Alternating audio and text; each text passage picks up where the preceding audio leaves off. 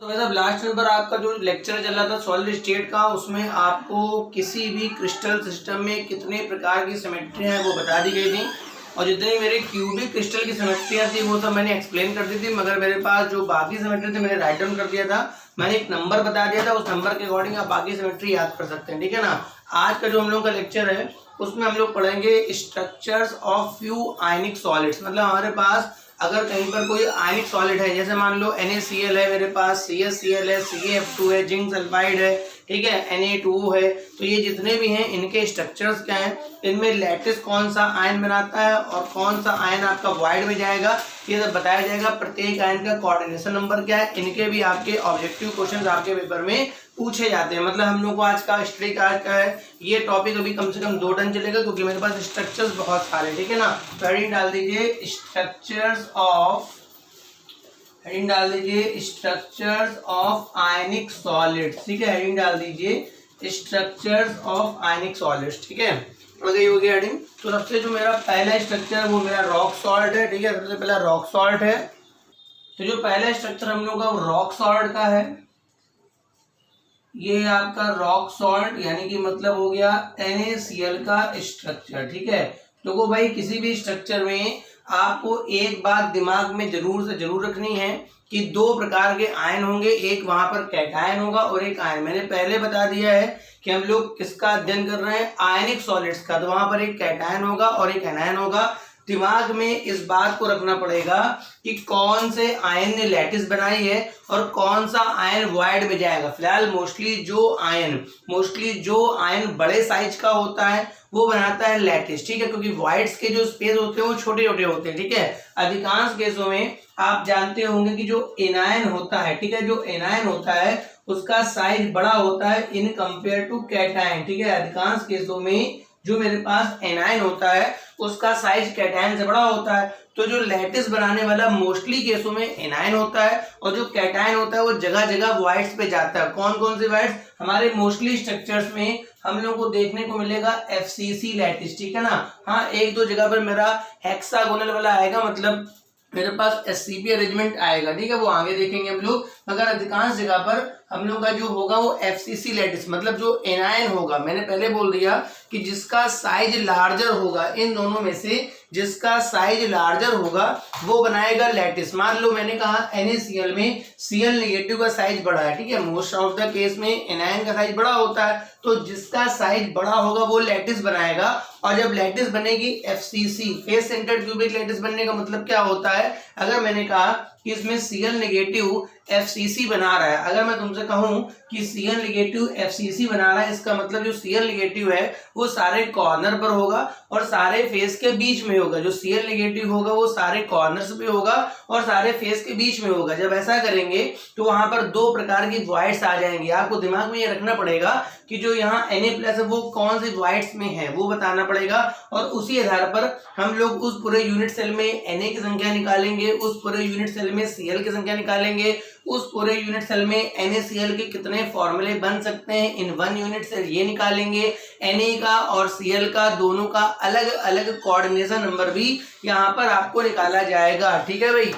तो मैंने पहले बोल दिया कि मोस्ट ऑफ द केसेस में एनायन का साइज बड़ा होगा, मगर कुछ जगह पे ऐसा भी होता है कि अगर कहीं फ्लोराइड आयन आता है तो फ्लोराइड आयन चूंकि ज्यादा बड़ा नहीं होता तो मोस्टली कैटायन कभी कभी लैटिस बनाता है। ठीक, क्या क्या बातें दिमाग में रखनी है कि भाई मेरे पास 2 प्रकार के आयन्स होंगे, उनमें से कोई एक आयन जो होगा वो लैटिस को जनरेट करेगा। मोस्टली अभी जितने भी केसेस देखने को मिलेंगे, अभी स्टार्ट वाले जितने भी 3-4 केस होंगे उसमें जो लैटिस बनेगी मेरी कौन सी बनेगी, FCC लैटिस। तो FCC लैटिस का मतलब क्या होता है कि जो भी आपका आयन, मतलब जो नेगेटिव चार्ज वाला जो लैटिस बनाएगा तो उसमें जो नेगेटिव चार्ज होगा वो सारे कॉर्नर्स पे होंगे, वो फेस के बीच में होंगे। ऐसे रखने पर मेरे 2 प्रकार के वॉइड्स आती हैं, OH वॉइड्स। OH वॉइड कहाँ कहाँ आती है मैं याद दिला दूं, मेरी OH वॉइड आती है सारे एज सेंटर्ड में और बॉडी सेंटर्ड में, और मेरे जो TD वॉइड्स आती हैं वो प्रत्येक जो होते हैं 8 TD वॉइड्स मैंने आपको बता रखे थे। ठीक है ना। तो अब देखो मैं NaCl के लिए बताने जा रहा हूं। सबसे पहला पॉइंट, यहाँ पर जो NaCl का जो लैटिस है वहां पर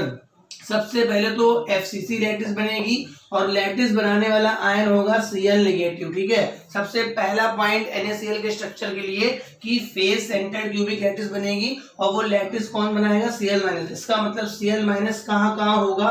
Cl- होगा कॉर्नर पर और मिड द फेस, मतलब मिड ऑफ द फेस, मतलब सारे फेस के बीच में, या बोल सकते हैं फेस सेंटर्ड पे होगा, ठीक है। मैंने कहा कि जो Cl नेगेटिव है वो बनाएगा FCC लैटिस। इसका मतलब Cl की पोजीशन कहाँ फिक्स हो गई?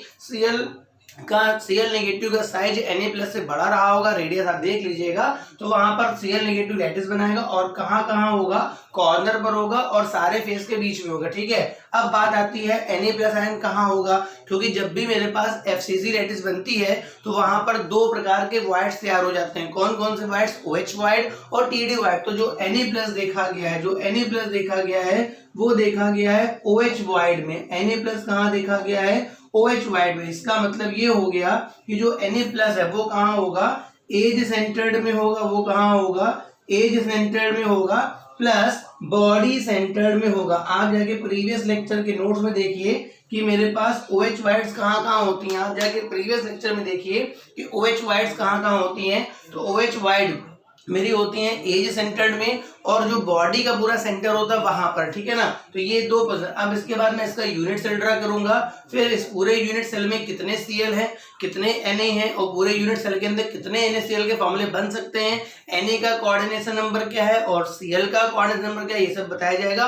और इन्हीं में से क्वेश्चंस आपके पूछे जाएंगे। पहला क्वेश्चन कि जो NaCl है इसमें लैटिस का निर्माण कौन करेगा? तो लैटिस का निर्माण कौन करेगा? Cl negative ion. फिर दूसरा क्वेश्चन पूछ सकता है कौन सी लैटिस बनती है? आप बताओगे FCC। तीसरा क्वेश्चन Na+ कहाँ प्रेजेंट है? तो Na+ कहाँ प्रेजेंट है? OH वाइड में। OH वाइड कहाँ होती है? एज सेंटर्ड में। एज सेंटर्ड 12 एज होती है, तो 12 एज सेंटर में और एक पूरा बॉडी का सेंटर, ठीक है। थोड़ा लैंग्वेज लिख लीजिए फटाफट जल्दी से। लिखिए in the structure of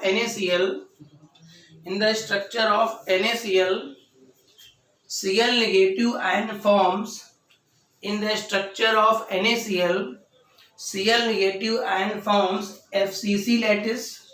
Cl negative ion forms FCC lattice. Cl negative ion forms FCC lattice and Na+ ion is present in OH wide, and Na+ ion is present in OH wide. It means age centered and body centered. It means age centered and body centered. इसको बनाइए फटाक से, ठीक है। अब यहाँ पर हम बनाने जा रहे हैं इसका यूनिट सेल ऑफ NaCl, ठीक है। जब यूनिट सेल बना लेंगे उसके बाद यहाँ पर गिनेंगे कितने Na कितने Cl, ठीक है। सबसे पहले मैं बनाऊंगा यूनिट सेल ऑफ NaCl, ठीक है। तो उसके लिए क्या करना है? देखो इस तरह से मेरे पास FCC लैटिस बनेगी, ठीक है। मेरे पास इस तरह से क्या बनती है? FCC लैटिस, ठीक है। तो वो कैसे बनने वाला है? Face centred cubic lattice. तो मैंने एक बड़ा सा पहले क्यूब बना लिया, इसके बाद मैंने यहाँ पर एक बड़ा सा ये क्यूब एक मेंटेन कर लिया, ठीक है। इसके बाद यहाँ पर एक लाइन मैंने ऐसे 20 से ड्रा करी, ठीक है। इसके बाद एक इसके परपेंडिकुलर ड्रा करी मैंने, ये इसके परपेंडिकुलर ड्रा हो गई।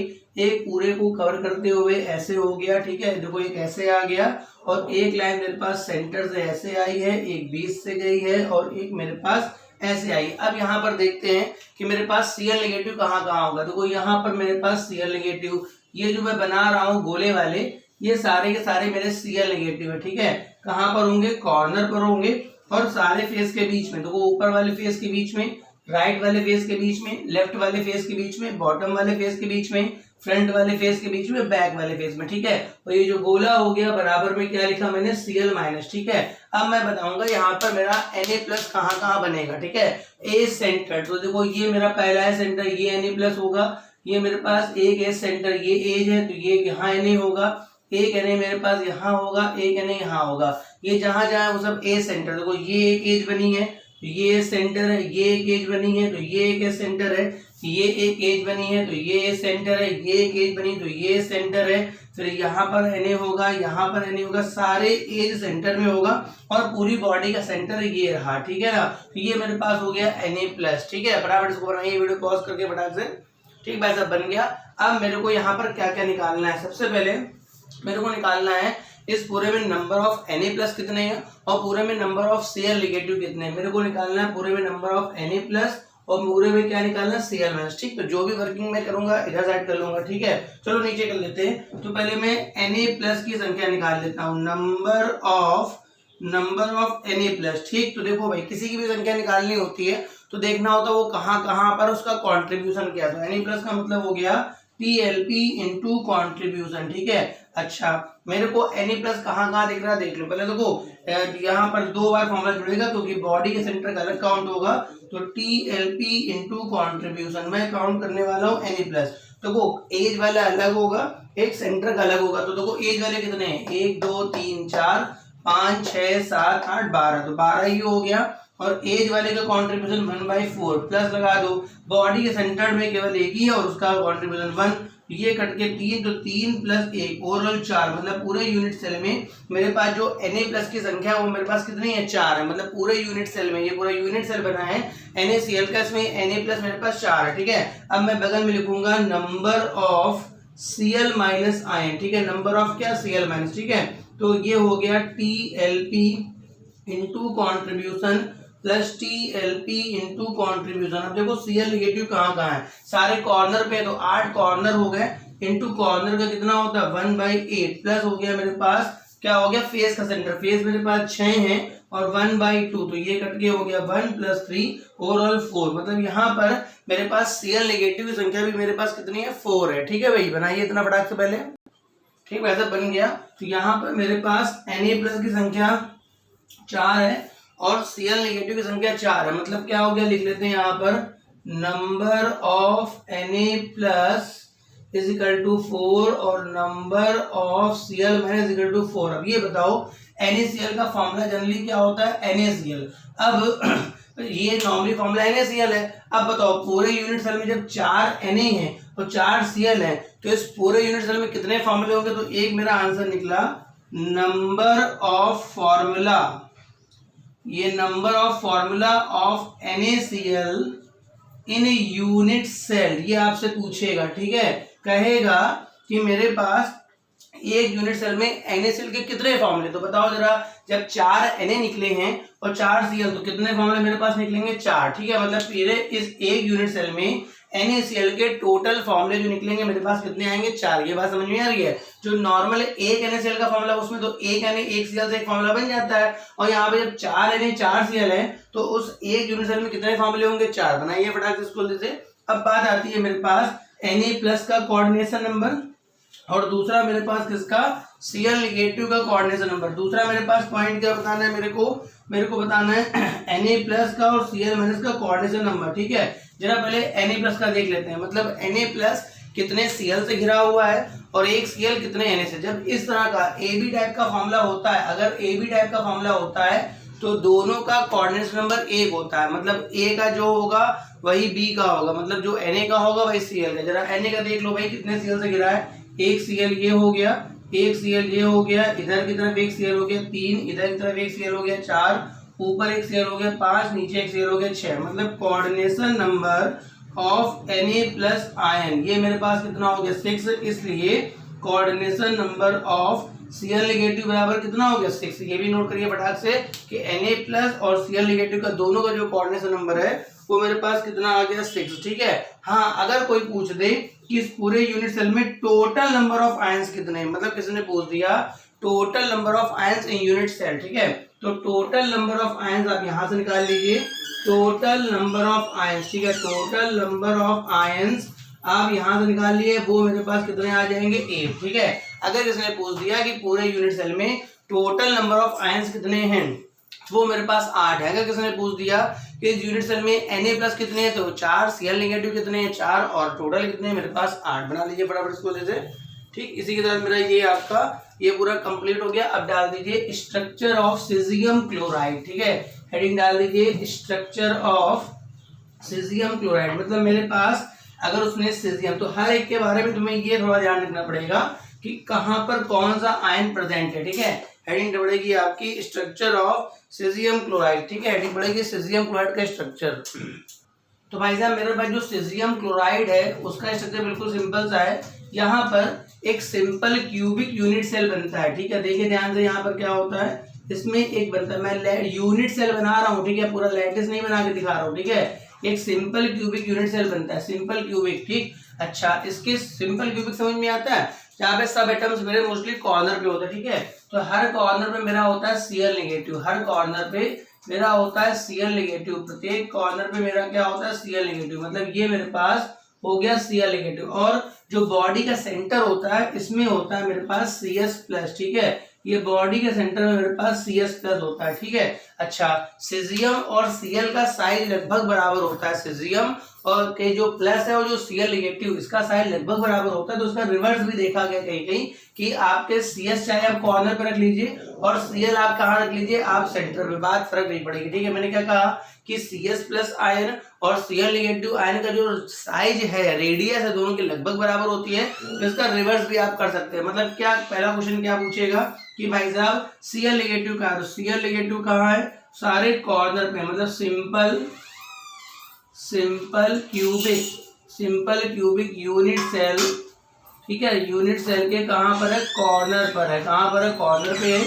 और अगर आपसे पूछेगा Cs प्लस कहाँ पर, अगर आपसे पूछेगा कि Cs प्लस कहाँ पर है, तो आप बोलोगे बॉडी के सेंटर पर है, कहाँ पर है, बॉडी के सेंटर पे, ठीक। पहला पॉइंट तो ये हो गया। अच्छा, अब पहले हम लोग क्या निकालेंगे, मेरे में कितने Cl है, कितने Cs है, और इस एक यूनिट सेल में, ये इसका यूनिट सेल बना हुआ, ठीक है, और इस एक यूनिट सेल में कितने फॉर्मूले। तो पहले मैं निकालूंगा नंबर ऑफ Cl नेगेटिव, ठीक है। भाई देखो Cl नेगेटिव केवल एक ही जगह प्रेजेंट है, कॉर्नर, तो एक ही बार फॉर्मूला बनेगा TLP into contribution, TLP into contribution, बस एक ही बार फॉर्मूला बनेगा।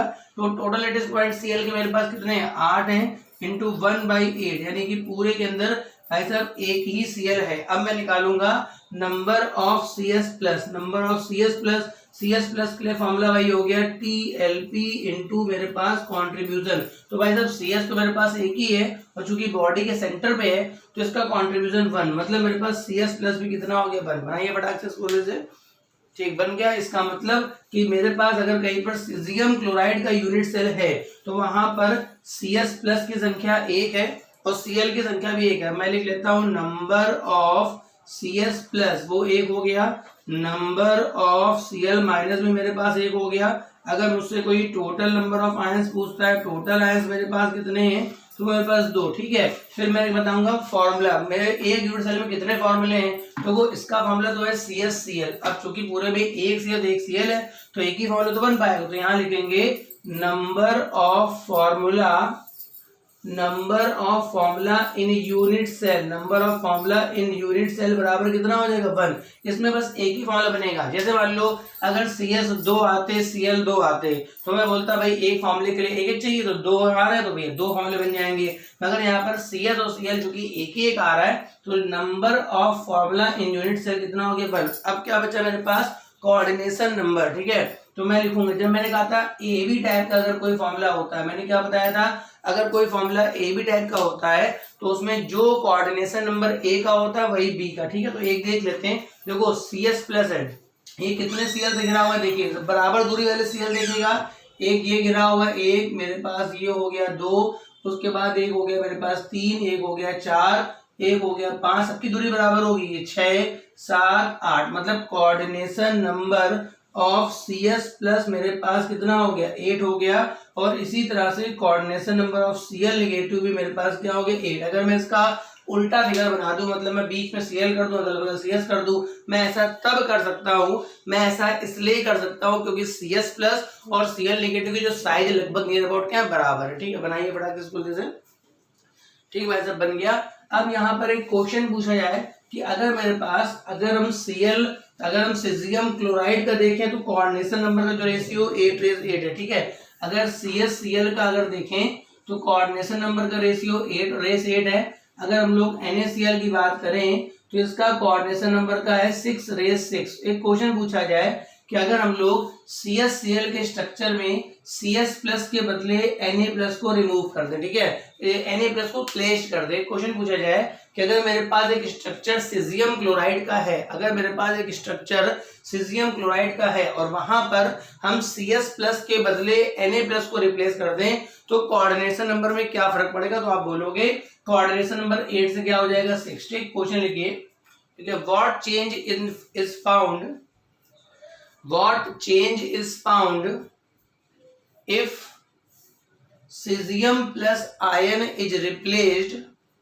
cesium plus iron is replaced by Na plus iron, by Na plus iron in cesium chloride lattice, in cesium chloride lattice, ठीक बन गया होगा।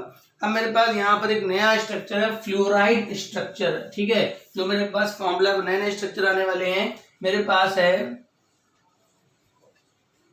ये है मेरे पास फ्लोराइड स्ट्रक्चर, फ्लोराइड नाम लिख के आएगा, फॉर्मूला है कैल्शियम फ्लोराइड। अब देखो यहाँ पर CF2 आ गया, मतलब Ca से दुगनी संख्या F की होगी और यहाँ पर कोऑर्डिनेशन नंबर अब डिफरेंट आएंगे, मतलब कैटायन का अलग आएगा और एनायन का है। तो पहली बात तो ये फ्लोराइड है CaF2 का, जैसा CaF2 का आएगा वैसा इसके बाद मेरे पास BaF2 का आएगा, वैसा SrF2 का आएगा, मतलब बेरिलियम, मैग्नीशियम, कैल्शियम, स्ट्रोंजियम, बेरिलियम, बाकी जो इसके नीचे वाले सबके जैसे, मगर जो फ्लोराइड स्ट्रक्चर है वो मेरे पास CaF2 है। तो मैंने पहले बोल दिया कि किसी भी आयनिक सॉलिड के लिए आपको ये जानकारी होना बहुत जरूरी है कि वहां पर किसने लैटिस बनाई है और कौन सी लैटिस बनाई है। लैटिस मेरे पास मोस्टली दो प्रकार की हैं, या तो FCC बनेगी या हेक्सागोनल क्लोज पैकिंग HCP बनेगी, वो अभी जिंक सल्फाइड में आएगी, ठीक है। मोस्ट ऑफ द केसेस में FCC बनता है, ठीक है, मोस्ट ऑफ द केसेस में FCC बनता है। तो पहले मेरे को इस स्ट्रक्चर के बारे में बात समझ लो। मैंने आपसे कहा था कि लैटिस वो आयन बनाता है,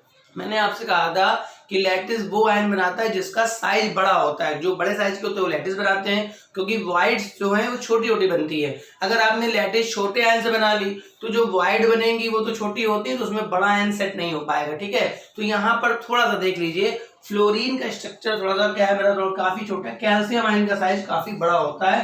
तो ये देखा गया है, इसमें जो कैल्शियम आयन है वो बनाता है, उल्टा हो गया। देखिए यहाँ पर जो कैटायन है, जैसे आपने NaCl वाले में देखा था, NaCl वाले में आपने क्या देखा था कि जो लैटिस बना रहा था Cl नेगेटिव, तो यहाँ पर कैल्शियम आयन बनाएगा FCC लैटिस। दोबारा सुनो, कैल्शियम आयन बनाता है FCC लैटिस। दोबारा सुनो, कैल्शियम आयन बनाता है FCC लैटिस। मतलब क्या हुआ, कैल्शियम आयन कहाँ कहाँ होगा, कैल्शियम आयन कहाँ कहाँ होगा, कैल्शियम आयन कॉर्नर पर होगा और फेज सेंटर पर होगा, ठीक है। कहाँ कहाँ कैल्शियम आयन होगा, कॉर्नर पर होगा और फेज सेंटर। अब आता है मेरे पास F नेगेटिव की व्यवस्था, ठीक है। तो देखो यहाँ पर जब कभी भी FCC यूनिट सेल बनता है, मेरी बात सुनो भाई, जब कभी भी FCC यूनिट सेल बनता है तो वहां पर जब जो भी लैटिस बना लेता है तो उसके बाद दो प्रकार की वाइड्स बनती हैं। दो प्रकार की वाइड्स में एक का नाम होता है OH वाइड, एक का नाम होता है TD वाइड, ठीक है। तो यहाँ पर जो F नेगेटिव है, जो F नेगेटिव है वो ऑल द TD वाइड्स में प्रेजेंट है। ध्यान से आप बात सुनिए, क्या लिखा है, F नेगेटिव प्रेजेंट है ऑल द TD वाइड्स। मैंने आपको बताया था कि जो FCC यूनिट सेल होता है उसमें टोटल मेरी TD वाइड्स की संख्या 8 बताई गई थी मेरे पास। इसका मतलब F नेगेटिव जो प्रेजेंट है वो एवरी TD वाइड्स में प्रेजेंट है। F नेगेटिव कहाँ प्रेजेंट है, एवरी TD वाइड। खूब सारे क्वेश्चन पूछ सकता है कि फ्लोराइड वाले में CF2 में लैटिस कौन बना रहा है, तो मैंने क्या बताया, लैटिस कौन बना रहा है, कैटायन Ca+ का, और थोड़ा साइज का मैटर फंस रहा है, इस वजह से लैटिस बना रहा हूं। बना कौन सी लैटिस है उसको देखना है, ठीक है। FCC लैटिस आप अच्छी तरह जानते हैं, ठीक है। इसका मतलब ये हो गया कि कैल्शियम आयन मेरा जो होगा वो सारे कॉर्नर पर होगा और फेस के बीच में होगा। फिर F नेगेटिव OH वाइड में यहाँ नहीं देखा गया, मतलब यहाँ पर जो F नेगेटिव देखा गया उसका इतना स्मॉल साइज है कि वो TD वाइड्स में, OH वाइड उसके लिए काफी बड़ी हो जाएगी। OH वाइड का साइज थोड़ा बड़ा होता है और F नेगेटिव बहुत छोटा। मान लो बहुत बड़ी जगह पे कोई छोटी सी आयन आ गया तो खिसक के बाहर निकल जाएगा वहां से। तो F नेगेटिव जो है वो TD वाइड में, और क्या लिखा है, ऑल द TD वाइड्स, ठीक है। थोड़ी एक लाइन लिखिए, देखिए, in the structure of CaF2, in the structure of CaF2 formation of FCC lattice, formation of FCC lattice by calcium ion. Formation of FCC lattice by calcium ion. Formation of FCC lattice by calcium ion. It means calcium ion is present at the corner. It means calcium ion is present at the corner and face center. It means calcium ion is present at the corner and face center. ठीक, full stop. All the F negative ions are present. All the F negative ions are present in all TD voids. All the F negative ions are present in all TD voids. अब मैं बनाने जा रहा हूँ unit cell. ठीक है, क्या बनाऊंगा? Unit cell. कैसे बनता है FCC? मेरे पास बिल्कुल सिंपल सा ऐसे मेरा FCC यूनिट सेल बनता है. आप बाद बनाएंगे, पहले बनाते हुए देख लीजिए, उसके बाद आप बनाएंगे.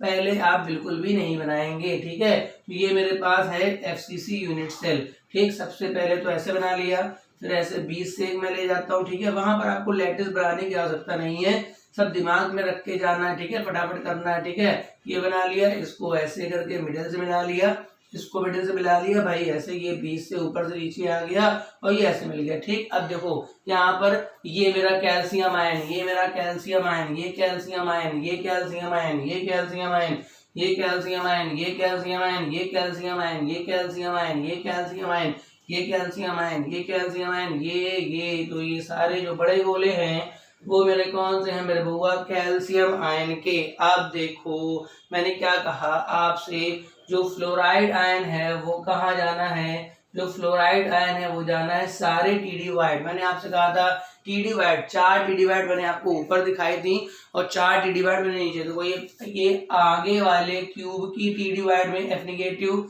ये पीछे वाले क्यूब की वाइड में TD निगेटिव. ठीक है, F निगेटिव. ये आगे वाले TD वाइड में F निगेटिव, ये पीछे वाले क्यूब में F निगेटिव, ये आगे वाले में TD, आगे वाले में F निगेटिव, पीछे वाले में, आगे वाले में, पीछे वाले में. ठीक है, तो ये सारे मेरे सेट हो गए F माइनस. ठीक है, सारी TD वाइड फिल हो गई. चूंकि देखो आप देख सकते हो टोटल 8 क्यूब बने हैं, तो हर एक क्यूब का सेंटर होगा. तो ऊपर 4 क्यूब के 4 सेंटर में 4 TD वाइड है, वहां पे 4 F है और नीचे 4 F है. अब मैं यहाँ पे पहले इसको बनाओ फटाफट वीडियो पॉज करके.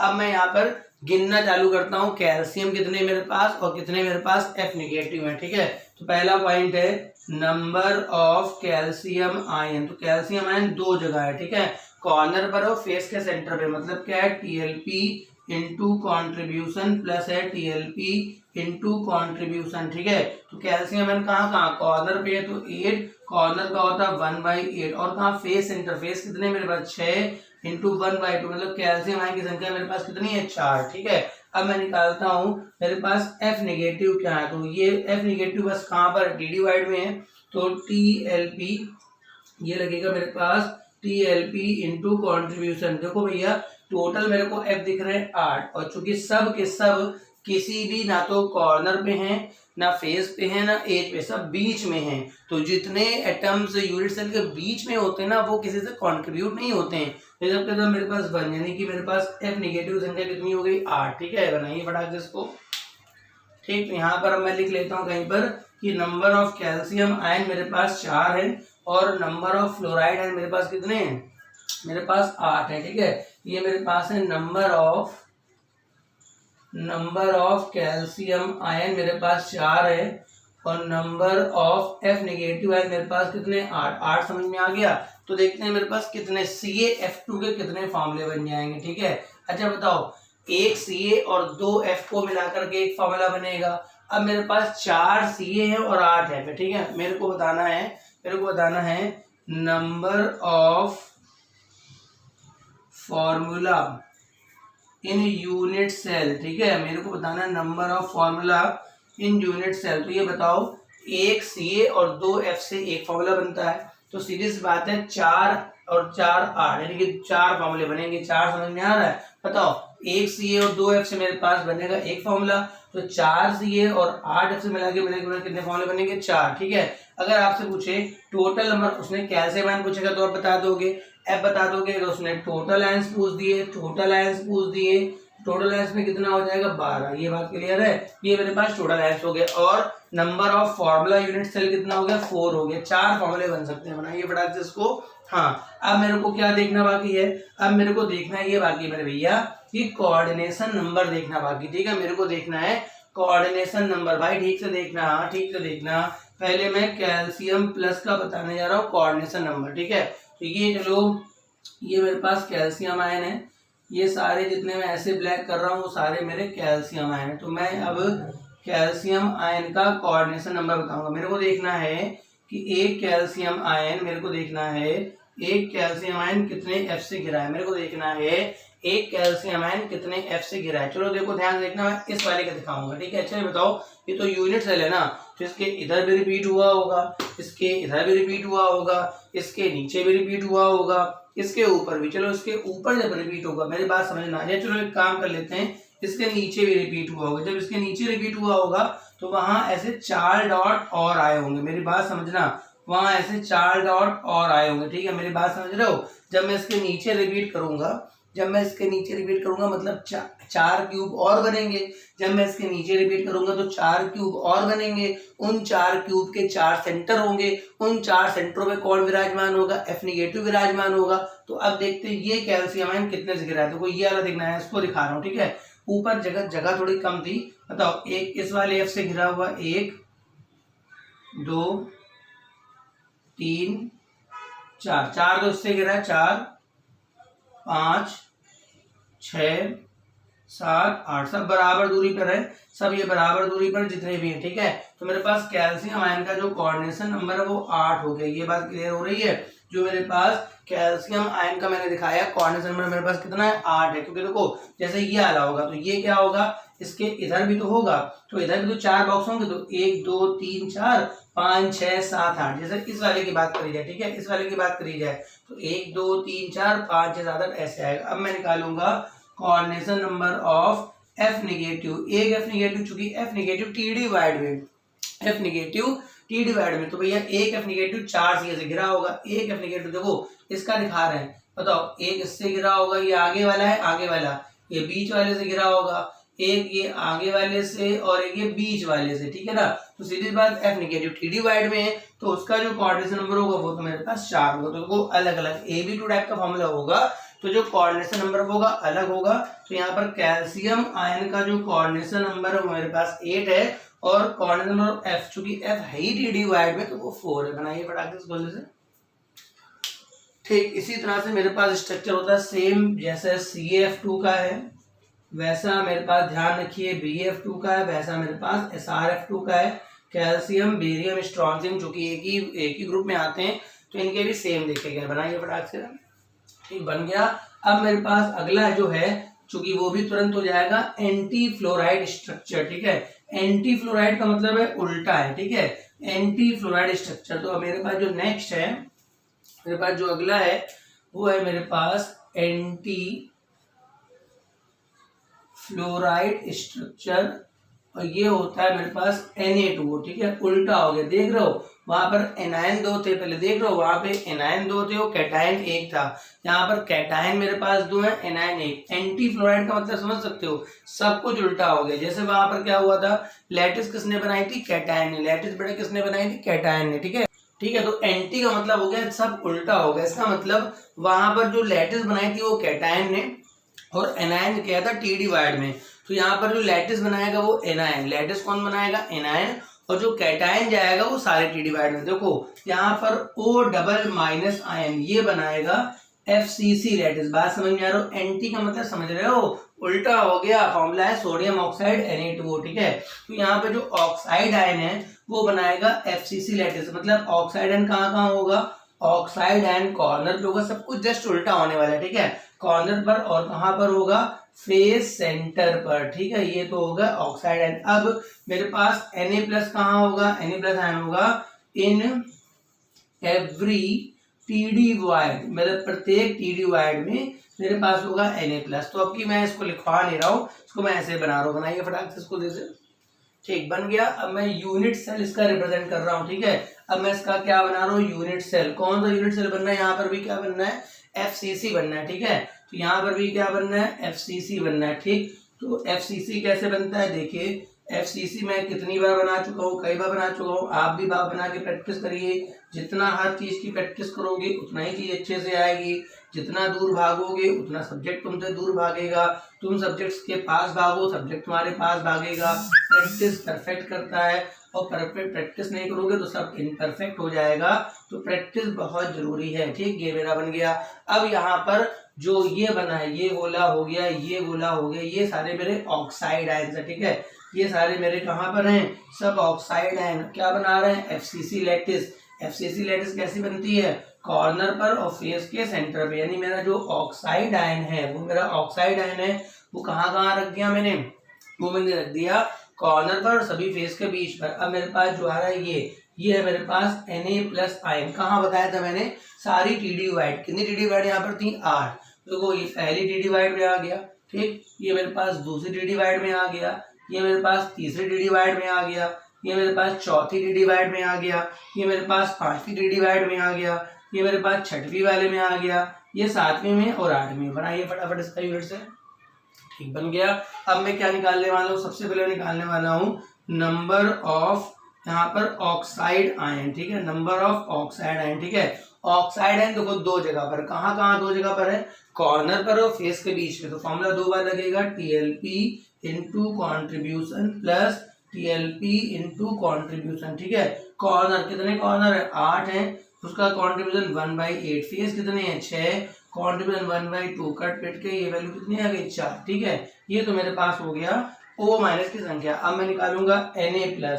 तो Na+ भी मेरे पास दो, Na+ तो सब एक ही जगह पे TD-वाइड में, तो मेरे पास TLP इंटू कॉन्ट्रीब्यूशन। ठीक है, तो TLP कितने Na+ मेरे पास 8 हैं, और सब के सब पूरे यूनिट सेल के बीच में है। तो वो कंट्रीब्यूशन किसमें होता है, जो कॉर्नर पे हो। कंट्रीब्यूशन किसमें होता है, जो फेस के बीच में हो। कंट्रीब्यूशन किसमें होता है, जो एज पर हो। मगर बिल्कुल बीचों बीच, उसमें कौन सा कोई कमरे के जो बीच में, उसका कोई कंट्रीब्यूशन थोड़ा नहीं। तो मेरा 1। तो Na+ मेरे पास कितने हो गए, 8। ठीक है, यानी मेरे पास Na+ की संख्या 8 हो गई, और O की संख्या मेरे पास 4। बनाइए फटाक से। ठीक, बन गया। अब मैं इनको सबको एक साथ लिख लेता हूँ, और टोटल नंबर ऑफ आयंस यहाँ पर 12 होंगे। ठीक है, यहाँ लिख लेते हैं नंबर ऑफ O- आयन मेरे पास कितने हैं, 4 है। नंबर ऑफ Na+ मेरे पास कितने हैं, 8 है। टोटल आयंस मेरे पास 12 है। अब मैं लिखूंगा number of formula in unit cell. ठीक है, अब देखो जरा फॉर्मूला मेरे पास, एक का फॉर्मूला क्या है, Na2। मतलब एक फॉर्मूला बनाने के लिए 2 Na और 1 O है।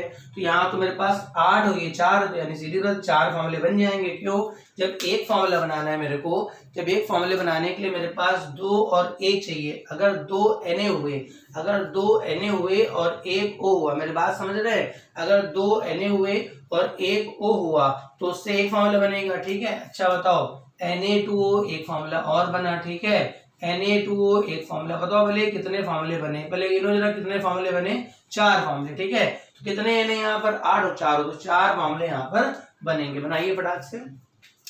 ठीक, बन गया। अब मेरे पास आता है कोऑर्डिनेशन नंबर। ठीक है, तो उल्टा हो जाएगा बिल्कुल। ठीक है, coordination number of oxide ion. ठीक है, coordination number of oxide ion. चलो नीचे लिख लेते हैं, इधर लिख लेते हैं, क्योंकि यहाँ पर दिखाना है मेरे को। यहाँ लिख लेते हैं कोऑर्डिनेशन नंबर ऑफ O-। ठीक है, अच्छा बताओ, ये O- है, तो इसके नीचे भी तो लैटिस गई होगी, तो 4 F वाले यहाँ कहीं भी बने होंगे, 4 यहाँ के भी तो बने होंगे। ठीक है, तो बताओ यहाँ से इससे गिरा F से O, बताओ इस वाले F से गिरा, ये O है, ये O है, O इस F से गिरा, ये F है, O गिरा इस F से, बिल्कुल जैसे ऊपर गिरा वैसे नीचे भी गिरा, 5वें F से, 6वें F से, 7वें F से, 8वें F से। यहाँ दिखा दो, यहाँ दिखा दो। ठीक है, तो O का जो कोऑर्डिनेशन नंबर है वो कितना हो गया, 8। अब दिखाते हैं अब दिखाते हैं Na+ का। तो Na+ चूंकि वाइड में है, तो चूंकि कौन सी वाइड में, TD वाइड में, तो काम खत्म। यहाँ पर इसका हो गया 4। तो अगर इस तरह पूछेगा जोड़ मत देना। ये कोऑर्डिनेशन नंबर O- का 8 और Na+ का 4 है। बनाइए फटाक से। ठीक, बन गया। इसी प्रकार इसी के साथ आपके मेरे 5 स्ट्रक्चर पूरे हो गए। एक मैंने कौन सा बताया, सबसे पहले मैंने आज क्या आगे बताया, NaCl का बताया। ठीक है, ये ध्यान रखना बहुत जरूरी है कि कौन सा आयन लैटिस बना रहा है और कौन सा वाइड में और कौन से वाइड में, ठीक है। दूसरा बताया मैंने सीजियम क्लोराइड का, तीसरा बताया मैंने फ्लोराइड स्ट्रक्चर बताया, चौथा मैंने बताया एंटी फ्लोराइड। अब आप इन चारों की पहले अच्छे से प्रैक्टिस कर लीजिए, किसके कितने फॉर्मूले हैं देख लीजिए। मैं लेक्चर क्लोज करता हूँ। नेक्स्ट टर्न पे कुछ और ऐसे 3-4 आने वाले हैं। सबसे ज्यादा इंपॉर्टेंट आने वाला वोल्टासाइड और जिंक ब्लेंड वाला, ZNS वाला। उसमें FCC के अलावा एक में तो FCC होता है, अगर एक में मेरा हेक्सागोनल क्रॉस पैकिंग होता है, ठीक है। मैं लेक्चर क्लोज करता हूँ। Thank you.